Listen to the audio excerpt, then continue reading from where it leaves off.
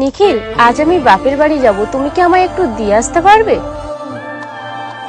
না না, পারলে একা চলে যাও, আমার ছেলের এত সময় নেই। আচ্ছা মা, কথাটা তো আমি তোমার ছেলেকে বলেছি, তাহলে তুমি কে বলার তোমার ছেলের টাইম হবে কি হবে না? মা তুমি থাকতে লাগো, আমি ওকে দিয়ে কালই চলে আসবো। কাল না, আজ বিকেলের মধ্যে তুই চলে আসবি। ঠিক আছে মা, তাই হবে। আচ্ছা মা, ছেলেকে যদি এতই কড়া নিয়মে রাখার ইচ্ছা, তাহলে তো বিয়ে দেওয়ার কোনো দরকারই ছিল না। তোমার ছেলের আর আমার মধ্যে যখন ঝগড়া হয়, তুমি সেখানে এসেও নাক গলাও কেন বলতে পারো? এটা কি ভুলে যাও, ছেলে এখন বিয়ে করেছে, ঝামেলাটা যখন আমাদের দুজনের মধ্যেই, তখন দুজনেই আমরা ঝামেলাটা মিটিয়ে নেব। ঝগড়া হবার পরে তুমি তো তোমার ছেলেকে 1000 বার ভাত খাওয়ার কথা বলো, কই আমাকে তো একবারও বলো না।